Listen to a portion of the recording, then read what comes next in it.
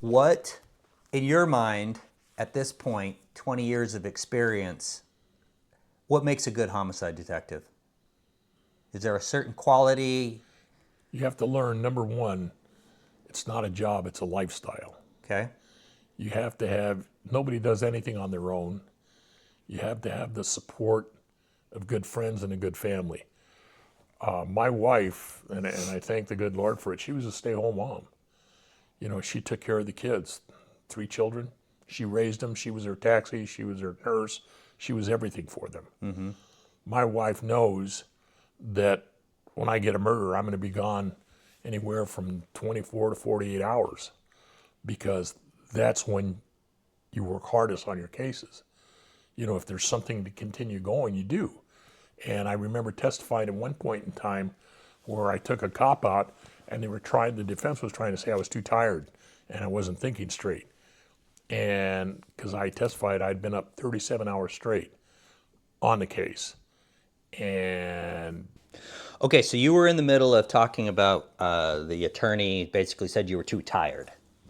yeah, saying I was too tired. We showed that the jury obviously believed me and I wasn't that exhausted. From South Central LA, it took me 3 stops to get there. I wouldn't even get on a freeway. Give me a cup of coffee and then drive a little more and give me another cup of coffee.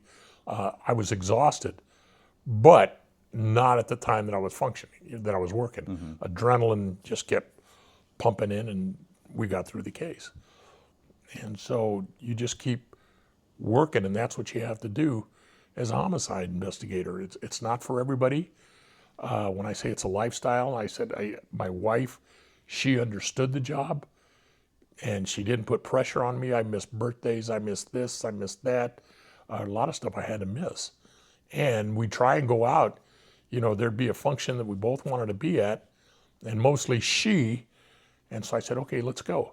And we'd go, come home at 1 a.m, and although I'm not drinking, because I'm on call, get home and start getting undressed, and they're calling me up, you got a murder. So now I'm back out. But I tried not to miss a bunch of stuff. I got to coach I got to coach my daughter and got to coach my son. Mm-hmm. And you just have to have a good partner. When my son was, my daughter, when I was coaching her, she, we'd have practice twice a week, you know, and we wouldn't get out of practice till 5, 6 o'clock. And my partner would just say, go ahead and go. When you're done with practice, we hook back up. We'll just work later tonight. So he allotted for the time, you know, and you got a good partner, you do stuff like that for each other. Yeah. And since we don't punch a clock in homicide, we work whatever hours we want. Mm. And so that's the way we did it. And that's what it takes. If you're too worried about making your fingernail appointment or getting your hair cut, you know, a guy, you know, you got to go play golf, then it's not the job for you. You've got to be willing to give up just about everything in order to make that it's a lifestyle. Do you think that's the hardest part about being a homicide detective is the time commitment that you have to put into it? I don't think there's a hard time in it. You know, I went to a middle management school and the instructor is going around and, you know, you sit there, hey, my name's Gil Carrillo, 35 years, Sheriff's Lieutenant, Homicide Bureau. And he looked at me and said, do you realize you're working for free? And I said, yes, sir. And he says, no, I'm serious. He says, if not for free, damn near it. I said, I understand, sir.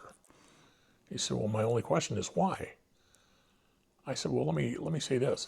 Didn't I hear you talking this morning with some of the guys over in the corner about you playing a golf tournament recently? And it only cost you $250? He said, yeah. And he said, that was the best golf tournament I've ever played in. I love golf. I said, that's my point. He says, what's your point?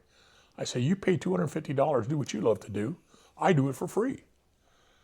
So as long as you love what you're doing, as long as you get some kind of gratification, Mm-hmm. then it's not work. Yeah. If you love it, it'll never be a day of work in your life. You know, it's just the bad parts are dealing with defense attorneys and snitches, you know, informants. Other than that, the job is easy.